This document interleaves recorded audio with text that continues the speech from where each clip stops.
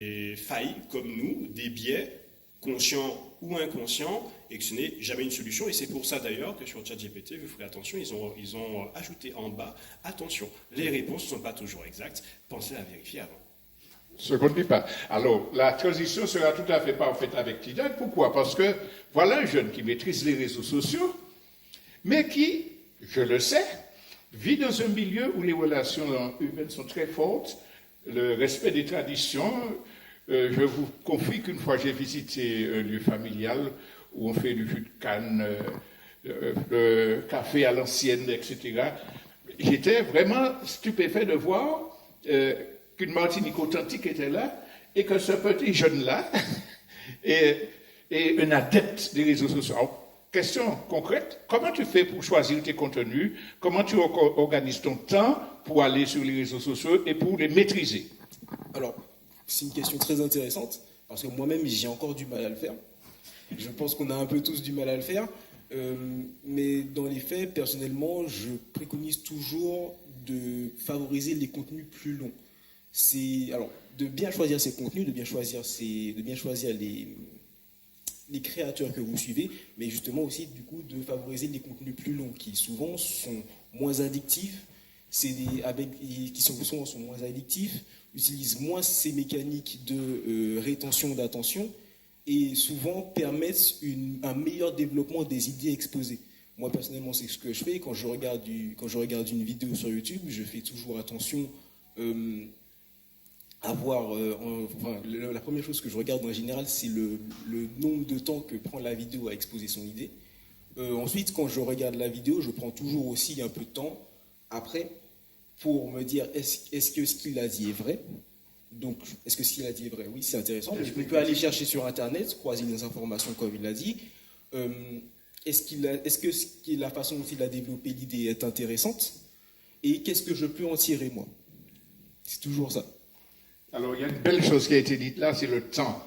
Parce qu'on nous a appris à vivre dans la seconde et pour développer son esprit critique, sa formation, tout, il faut lire beaucoup au-delà des réseaux sociaux. Il faut écouter longuement, même si ce n'est pas tout en même temps, on revient. Et c'est un débat qu'il y a dans le milieu militant, des gens qui disent « Ouais, mais les réseaux sociaux, on n'a pas besoin d'expliquer ». Alors qu'en fait, la condition pour maîtriser les réseaux sociaux, c'est qu'on prenne le temps de comparer, de lire. Et là, justement, j'aimerais que tu me parles de l'expérience d'un responsable de formation. Tu disais que c'est parfois difficile.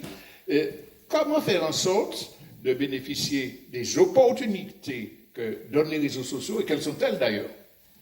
Alors, déjà, il faut comprendre que les réseaux sociaux, comme pour des livres, par exemple, pour des films, on pourrait dire, quelqu'un qui dirait, moi, j'aime pas les films, je dirais, bon, ça m'étonnerait, je pense qu'il y a certains films que tu n'aimes pas. Ouais, j'aime pas les films d'action. D'accord, mais du coup, peut-être que les drames, peut-être que les comédies, tu aimes. Les réseaux sociaux, c'est la même chose, c'est un outil. C'est un outil donc de partage d'informations, de partage de contenu. Et une bonne question à se poser, en tout cas à mon sens, avant d'y aller, c'est qu'est-ce que je veux que ça m'apporte? Pourquoi je veux y aller? Par exemple, je suis depuis l'année dernière éducateur pour des petits rugby au club des Facochets à Fort-de-France. Je suis arrivé là, je n'avais pas touché un ballon de rugby dans ma vie. Et je me suis servi des réseaux sociaux pour chercher des comptes qui parlent de rugby, qui montrent des entraînements, qui montrent des tactiques.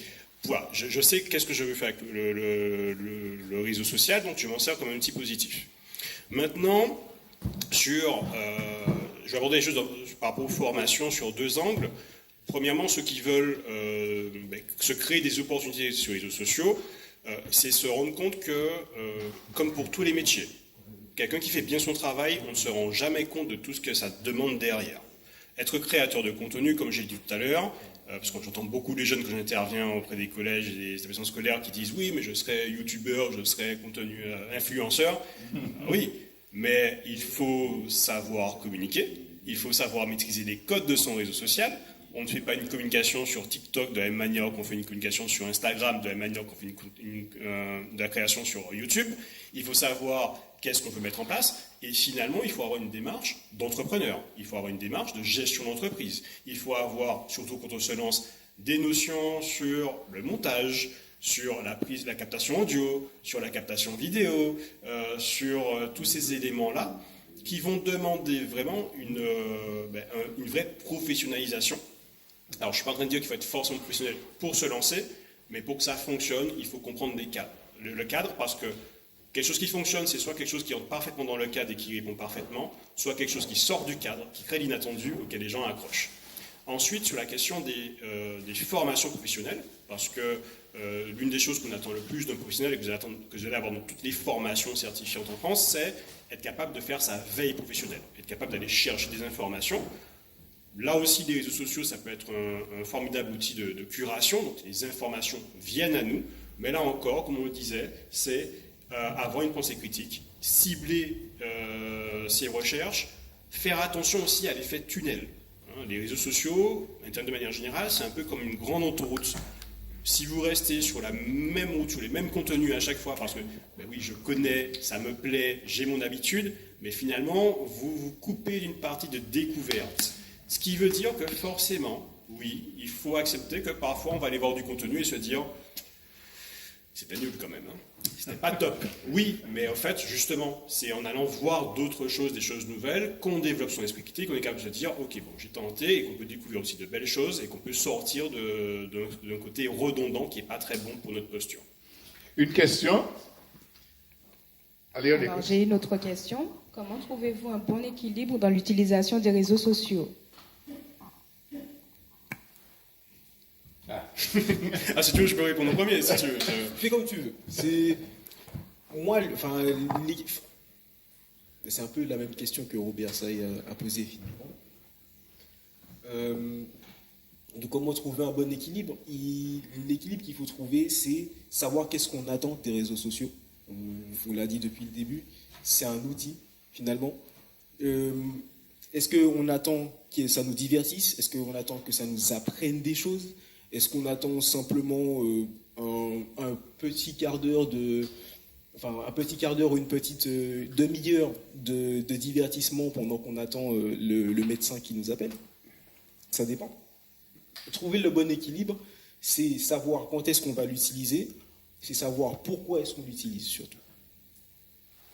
Je dirais que pour trouver le bon équilibre, comme pour toute chose, la première question à se poser, c'est où est ma limite? Où est-ce que je me dis, là, c'est trop? Et quel que soit, et il faut que ce soit adapté à la catégorie d'âge dans laquelle on se situe. Évidemment qu'un enfant de 10 ans, je n'ai pas eu même la même limite qu'un senior. Par contre, il y a des enjeux pour chaque élément. Si le senior, il se rend compte, si par exemple, quelqu'un va voir ses grands-parents, ses parents assez âgés, qui se dit, ouais, je me rends compte qu'ils sont sur les réseaux sociaux, qu'elle a oublié la casserole sous le feu parce qu'elle est en train de scroller, en fait, il faut interroger à qu'est-ce que ce besoin comble, en fait. Parce que si cette personne est sur les réseaux sociaux, c'est qu'il y a quelque part, il y a peut-être une communication qui ne se fait pas, il y a peut-être des échanges qui ne se font pas, et peut-être se dire, tiens, là, je vais plus appeler mon parent, mon grand-parent. Pour un adulte, c'est se dire à quel moment ça empiète sur ma qualité de vie. Que ce soit au travail, est-ce que à partir du moment où je vais sur les réseaux sociaux et que ça m'empêche d'être productif au travail, ou de m'épanouir au travail, de faire les choses que j'apprécie, ou de finir les choses comme je voudrais les faire, là il y a une limite qui est atteinte. Et se dire, en fait, là c'est trop. Dans ma qualité de vie personnelle, si tous les matins je me réveille très fatigué parce que en fait j'ai passé ma vie à scroller la veille, c'est aussi se dire, là c'est trop pour moi. Comme on dirait pour l'alcool par exemple, en disant, à partir du moment où tu commences à te réveiller sans savoir ce que tu as fait la veille 3 fois dans la semaine, c'est que peut-être là il faut mettre des limites. Les réseaux sociaux c'est la même chose, et il y a des outils pour s'aider à équilibrer les choses. Vous avez par exemple maintenant les modes sommeil activés ou les modes veille activés sur les téléphones, sur les smartphones, qui font que de telle heure à telle heure, c'est vous qui programmez l'heure, vous ne recevez plus de notifications par exemple. C'est aussi, quand on est dans une famille ou en couple ou avec les enfants, c'est se mettre d'accord ensemble sur les règles. Vous verrez qu'un enfant, par mimétisme, si vous dites, vous faites un rituel, ok, on va déposer le portable à telle heure et on le fait tous les deux, moi parent, toi enfant, on le fait, on éduque et on se dit, parce qu'on va se rendre compte au final. Au début, on va se dire, mais qu'est-ce que je vais faire? Prenez un livre, lisez, discutez, parlez, ou même, ennuyez-vous. Le cerveau a besoin aussi qu'on s'ennuie. Il faut qu'on se raccroche à ces moments-là, de se dire, en fait, oui, je sens le temps qui passe, parce que c'est important. Parce que le fait de scroller comme ça, ça fait que c'est comme quand on conduit en mode Vous pilote savez, c'est automatique. la première fois que j'entends le mot scroller, mais on fait oui. Mais je ne sais même pas ça. Je suis posé. Allez, fini, excuse-moi. Donc oui, bon, pour scroller, c'est quand on n'arrête pas d'aller du haut vers le bas sur le contenu et qu'on n'arrête pas de regarder des contenus comme ça, sans s'arrêter. Le problème avec le scroll, c'est surtout que c'est infini, ça ne s'arrête pas. En fait. Et donc voilà, pour répondre à la question, c'est trouver ses limites. Si on a du mal à respecter ses limites, c'est trouver les outils qui le permettent. Et souvent, ça va passer par les autres et son rapport à soi également. Une question Oui, Yvon. dans les visioconférences, est-ce que c'est vraiment sécurisé pour que les autres personnes puissent pas entendre? On nous dit que signal c'est sécurisé. On ne sait pas si vraiment c'est sécurisé pour qu'on puisse, des gens qui sont malveillants puissent capter les informations qu'on donne. Voilà, c'est la question que je voulais poser. Qui répond? Alors du coup, là on est sur une question sur les messageries privées, donc WhatsApp, Signal, mais la réponse vaut aussi pour les réseaux sociaux. Nos données sont précieuses. Les données individuelles, c'est précieux parce que ça permet de faire de la publicité ciblée, de faire du phishing, de l'hameçonnage et des choses beaucoup plus malveillantes. Alors, il y a des systèmes de protection partout. Aucun système de protection n'est inviolable. Il faut bien se dire ça. C'est comme une maison, hein. Vous mettez tout ce que vous voulez. Si quelqu'un a des ressources et la motivation pour entrer chez vous, il réussira. La seule question, c'est à quel point vous lui rendez la tâche difficile. Et donc, on ne peut pas dire qu'à 100% tout est sécurisé.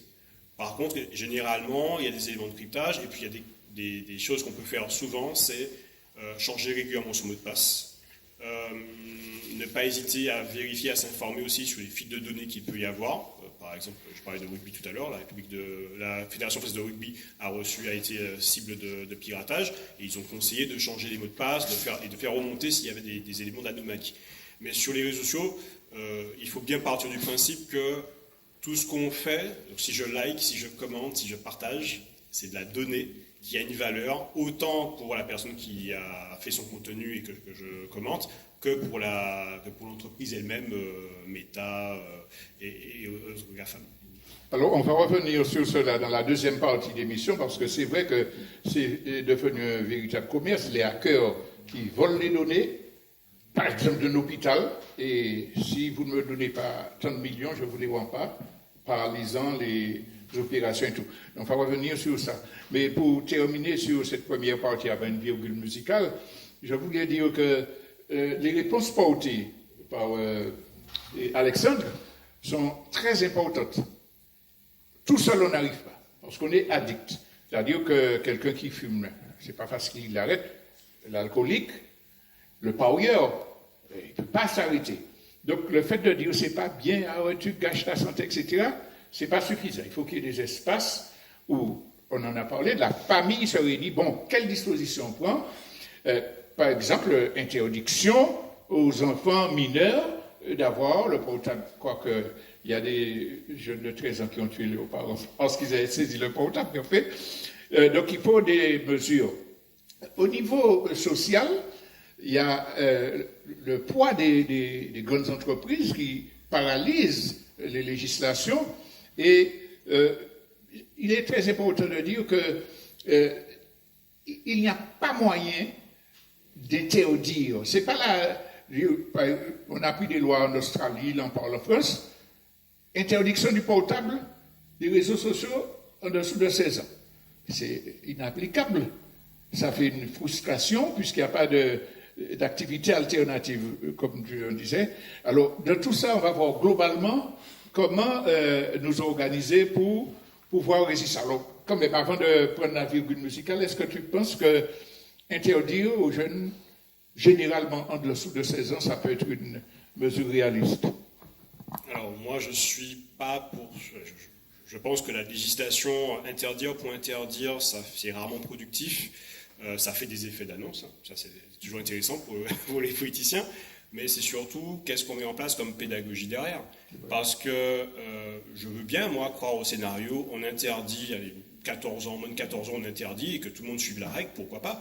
Mais quand la personne est arrivée à 14, 16 ou 18 ans sur cet environnement-là, si elle n'est pas préparée, dans tous les cas, le problème, il reste le même. Et il faut bien se garder en tête qu'en face... encore une fois, le but de ces sociétés, c'est de faire du profit, de capter l'attention. Donc, ils vont pouvoir dépenser des millions et des millions pour se dire, OK, qu'est-ce qu'on crée comme sous-application qui pourrait être autorisée pour les 16 ans? Comment on fait une fois qu'après 16 ans, on assure que vraiment là, ils tombent dedans? Donc je pense que c'est surtout une question de pédagogie et j'aurais souhaité qu'il y ait plus de moyens financiers, humains, de matériel qui soient mis à disposition des acteurs de l'éducation aux médias et aux informations. Une question provocatrice pour terminer. Si tu avais moins de 16 ans et que tes parents t'interdisaient d'aller sur les réseaux sociaux, est-ce que tu n'aurais pas fait ça en cachette? Très sincèrement. Très sincèrement. Très sincèrement, je pense que j'aurais tenté de me contrôler et de ne pas y aller. Il y a toujours d'autres activités à faire. Oui. Il faut dire que tu es dans une famille réglo. Okay. J'essaie de plus en plus de lire des livres, de me cultiver autrement. Okay. Eh bien voilà. Donc, une pause musicale et puis on reprend notre émission dans quelques minutes.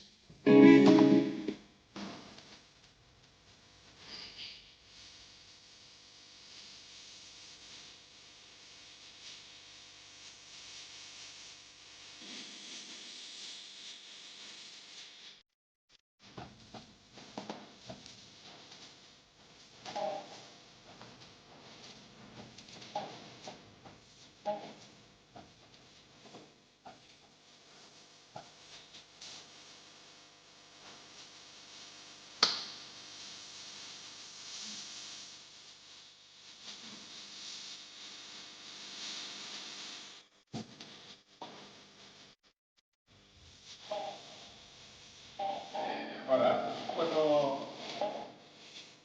la deuxième partie de notre émission, nous allons essayer d'élargir parce qu'on est focalisé sur les réseaux sociaux, mais tous ces problèmes-là se retrouvent dans toutes les autres technologies nouvelles que nous sommes obligés d'utiliser. Je prends par exemple le fait qu'une famille, des héritiers, ne peut plus aller au bureau de poste, au service des impôts. Il faut créer un compte, avoir un mot de passe, avoir une ligne qui fonctionne tout le temps. Autrement, on ne peut rien résoudre. Et comme la majorité des gens ne peut pas le faire, ça veut dire que ces technologies-là, où on passe par l'informatique, le net, etc., c'est toute notre vie. Enfin, je ne vais pas détailler plus, mais ces nouvelles technologies qui guident le moindre geste de tous les humains à tout moment, qu'en pensez? Est-ce que c'est nécessaire ou mal nécessaire, ou bien est-ce qu'il faut se poser des questions? De mon point de vue, il faudra se poser des questions sur l'accessibilité. Aujourd'hui, beaucoup de personnes sont plutôt à l'aise avec ça, avec Internet, avec le fait de faire des démarches dessus pour pouvoir, comme tu le dis, payer ses impôts, etc. Maintenant, pour moi, c'est plus la rupture du numérique concernant les personnes les plus âgées qui parfois justement ne sont pas familiers avec ces outils et qui parfois justement n'arrivent pas à les utiliser. C'est plus pour moi ça la problématique, sachant qu'on peut très bien leur apprendre, à justement les utiliser. On va y revenir. Alors justement, donc, notre association Open Space a participé, a piloté une étude nationale sur la question. Il faut savoir que la Martinique, sur les 101 départements de France, est classée, si je me souviens bien, 99 ou 100e département en termes de fracture du numérique. Donc on est l'un des départements, c'est le département qui a le plus de fractures numériques. Ce qu'on appelle la fracture numérique, c'est cette difficulté d'accès au numérique. Je pense, pour répondre à la question, que dans tous les cas, il ne faut jamais faire l'économie de s'interroger. Même quand on vous dit « t'inquiète, c'est bon pour toi », justement. Laisse-moi réfléchir 2 secondes, si c'est vraiment bon pour moi, à la fin de ma réflexion, je serai d'accord avec toi. Et c'est pour ça que c'est la raison d'être de notre association Open Space. Nous accompagnons au quotidien des personnes qui viennent faire des démarches. Dernièrement encore, on avait quelqu'un qui devait faire une demande de logement social. Je dis oui, d'habitude j'avais le dossier à faire, je connais le dossier papier. Là, je suis allé, on m'a dit il n'y a plus de dossier papier, c'est sur Internet. Voilà. Et en faisant le dossier avec la personne, moi-même je me dis heureusement que je m'y connais. quand même en informatique parce que ça pose des questions, ça demande de pouvoir envoyer des éléments de code, de cliquer sur des liens, et on voit que c'est vraiment pas évident. Et pour en avoir parlé notamment avec les délégués du sous-préfet, il y a une vraie réflexion à avoir sur l'outil doit être au service du public. Et ce n'est pas le public qui doit être au service ou doit se contorsionner pour savoir comment faire fonctionner l'outil. Alors, même quand on est expert, j'ai des exemples qui me viennent à l'esprit où la personne s'est trompée, son doigt a tapé une touche involontairement et puis tout le dossier est HS, quoi. Donc, même quand on a... Mais plus fondamentalement, quand on en parle de fracture numérique, de rupture, etc., est-ce qu'il ne faut pas aller au-delà? Parce que ça demande des investissements colossaux. Il faut que la fibre arrive à basse pointe, etc. Et on s'appuie sur les collectivités. Vous avez des mouvances politiques qui disent oui, il faut être dans le temps, donc on va prendre tant de millions pour aider la fibre à arriver, tout ça, autant qu'il soit arraché aux hôpitaux, au quotidien des gens. Et puis finalement, c'est la société qui est au-dessus, qui tire les profits, et les gens d'en bas ne peuvent pas bénéficier de ces technologies. Alors, est-ce que même avant de poser la question de la fracture numérique, il ne faut pas poser la question de l'utilisation des nouvelles technologies? Et pour causer la question que vous posez, quand la révolution industrielle a été faite, tous ceux qui critiquaient, qui alertaient sur les dangers étaient considérés comme des passéistes, des dinosaures, des imbéciles et tout. Et puis on voit ce que la révolution industrielle a apporté à la planète et au monde aujourd'hui. Un monde qui est défiguré. Alors est-ce que, plus globalement, la conception des nouvelles technologies et un système libéral ne nous conduit pas au mur? Alors, je pense que comme pour toute révolution, c'est avant tout une question sociétale.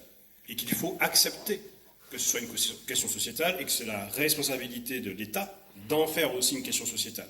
Quand je dis que c'est une question sociétale, c'est-à-dire que c'est une question où les citoyens doivent avoir les moyens d'être informés et de s'exprimer et de participer aux décisions.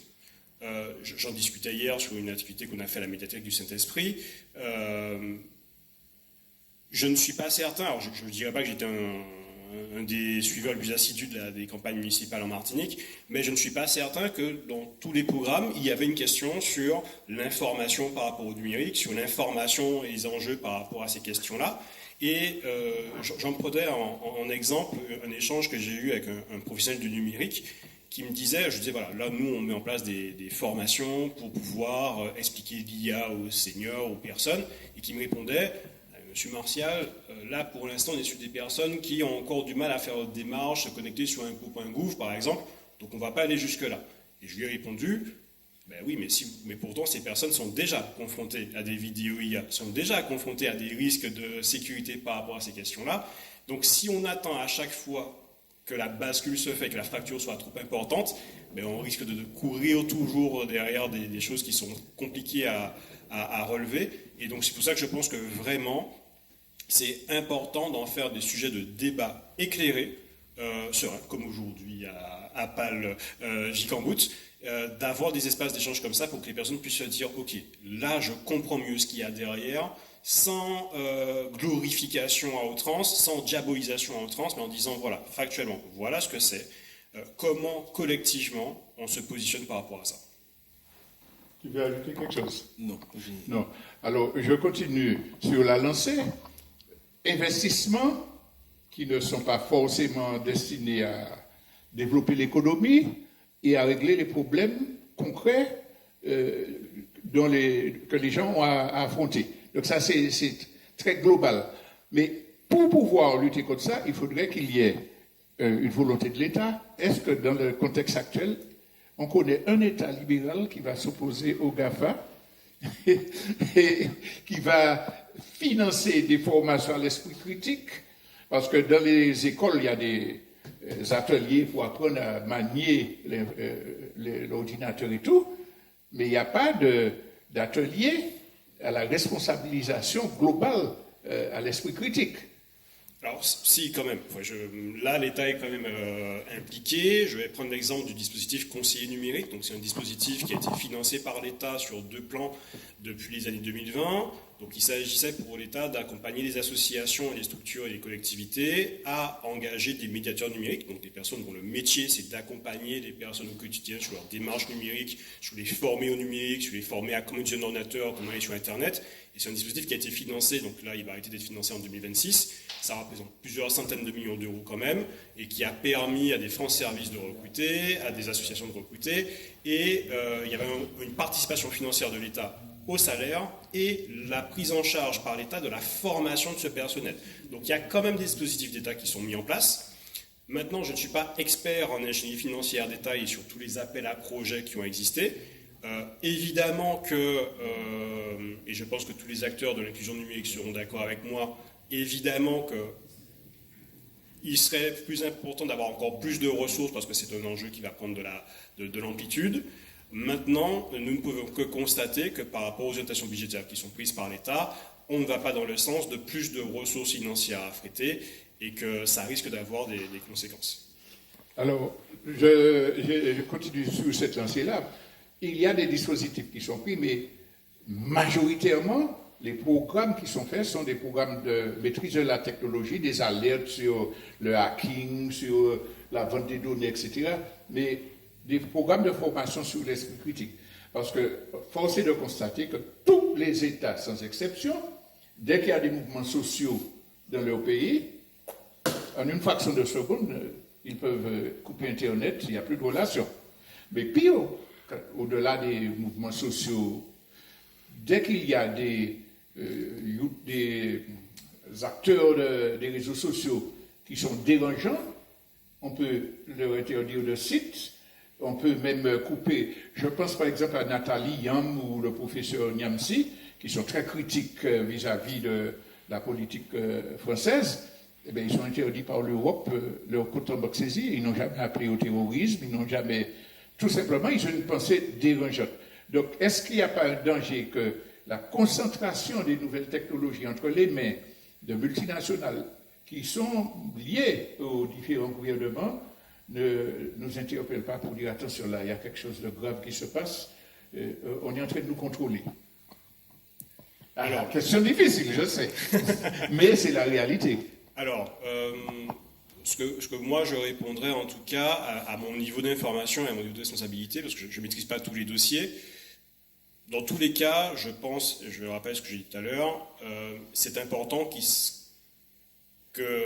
et c'est la responsabilité de l'État de faire en sorte que les citoyens aient des informations pour pouvoir apporter leur contribution de manière éclairée à ces questions-là. Sur la question de la mainmise des GAFAM, et on le voit que ça agite politiquement parce que on se rend compte que on est dépendant de structures qui ne veulent pas forcément fonctionner avec les lois de l'Union européenne, qui sont des lois qui sont plutôt bien construites sur tout ce qui est préservation du droit, notamment par rapport aux réseaux sociaux et accès aux données, et on se rend compte qu'on n'a pas la même mise et que ça pose des questions de souveraineté, c'est un mot qui est très à la mode en ce moment, donc par rapport à ça. Donc en tout cas, je pense que c'est important qu'il y ait, et pour moi, encore une fois, c'est ma conception personnelle, je précise bien, mais en tout cas, c'est important qu'il y ait, pour moi, c'est une des fonctions de l'État, ça doit être d'apporter toutes les informations nécessaires aux personnes, aux citoyens, quel que soit leur bord politique, quelle que soit leur méthode de pensée, de leur dire voici des informations factuelles, fiables et vérifiables. On vous sollicite car vous êtes citoyen, c'est vous que ça concerne. Maintenant, est-ce que c'est totalement le cas actuellement? Je n'ai pas l'impression et je pense qu'il faudrait encore plus d'éléments dans ce sens-là pour justement éviter de tomber dans les éléments les plus négatifs du libéralisme. Alors, je rejoins ce que tu disais tout à l'heure. Il ne s'agit pas de diaboliser les technologies, mais de parler de la volonté des uns et des autres d'appliquer les législations, de faire respecter le droit. Parce que si on va plus loin, tous les médias, tous les moyens de communication de tout temps, que ce soit papier, que ce soit sonore, nous ont confrontés au même problème. La domination par des gens qui instrumentalisent. Bon, les fake news, c'est pas venu avec les réseaux sociaux, dans la presse écrite. ça faisait fluorescer. Donc, le problème, c'est comment faire en sorte que la technologie s'arrache à la mainmise de ceux qui ne voient que des intérêts capitalistes. Comment prendre la main? Ah, voilà. Quelle manière nous pouvons prendre la main? Allez, ces technologies-là, que faire pour qu'on puisse les utiliser dans l'intérêt général? Ben, c'est une question d'éducation, finalement. Enfin, si on n'apprend pas aux gens à justement savoir comment les utiliser, ils ne pourront pas bien les utiliser. C'est un peu comme tout, enfin comme tout outil, finalement. Alors, qui va apprendre? On a la chance d'avoir des sociétés comme celle d'Alexandre. Et tu vas nous donner d'ailleurs des petits renseignements pour les gens qui ont besoin d'aide, d'accompagnement dans ce travail-là. Mais au-delà de ces sociétés-là, le rôle des collectivités, le rôle des éducateurs, des associations, comment faire en sorte que la population prenne la main et puis dise, bon, allez, il faut qu'on s'organise pour pouvoir utiliser les réseaux sociaux dans notre intérêt. Alors, d'abord, je pense que collectivement, il faut qu'on prenne conscience que les choix que nous ne faisons pas, d'autres les feront pour nous. Il y a une activité que je mets en place, alors je précise, ce n'est pas ma société, c'est l'association Open Space. Il y a une présidente, Mme Bilgongis, que je salue, et une directrice, Mme Ravin également. Moi, je suis responsable de formation. Mais il y a un atelier sur l'IA, par exemple, que je mets en place, et dans lequel je demande aux personnes, je leur dis, voilà, il y a une IA qu'on a mis dans un véhicule autonome, et on va vous confronter à des dilemmes moraux sur des choix de l'IA. Et il y a une question que je leur pose, je leur dis, on n'a pas, voilà, situation, l'IA conduit un véhicule autonome, donc un véhicule autonome, c'est un véhicule qui n'a pas de conducteur, il n'y a personne au volant. On imagine sur route de Martinique, sur route de Viapré par exemple, un enfant traverse la route en sortant d'une maison juste à côté. Est-ce qu'on demande à l'IA de rester sur sa voie au risque de percuter l'enfant ou de franchir la ligne continue pour se mettre sur la voie d'en face alors qu'il y a une moto qui arrive et que le conducteur de la moto est casqué, ganté? Et les gens me disent, ah ouais, mais c'est chaud comme question, on est obligé de choisir ces deux-là? Je dis oui, mais si vous ne faites pas le choix, la société qui a développé le produit, elle doit se la poser parce qu'il y a des questions juridiques. Et c'est ça que je veux amener. Et un autre exemple que je leur donne, c'est, je leur dis, on imagine qu'on est dans une collectivité X et Y, on a paramétré une IA pour gérer des dossiers de transmission, de validation, de transmission de subventions, de RSA, par exemple, ce genre de choses-là. On vous fournit des profils, en tant qu'humain, vous devez définir 3 profils qui, pour vous, sont plus légitimes à recevoir cette aide financière. Ils font l'activité, il y a 3 profils qui ressortent, et je leur dis, ben, notre IA n'a pas choisi les mêmes profils, selon vous, pourquoi?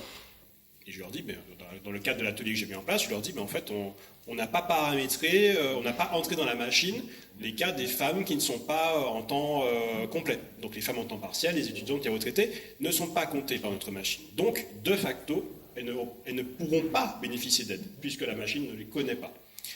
Et ils se disent, ah oui, c'est compliqué, il faut faire quelque chose. C'est justement ça.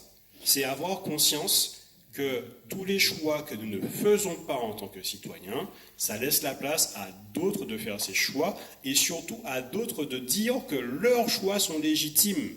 C'est ça qui est important. On parlait des réseaux sociaux également. Il y a toujours ce qu'on appelle une minorité audible et visible. C'est pas parce que 1000 personnes vont faire énormément de bruit, de commenter,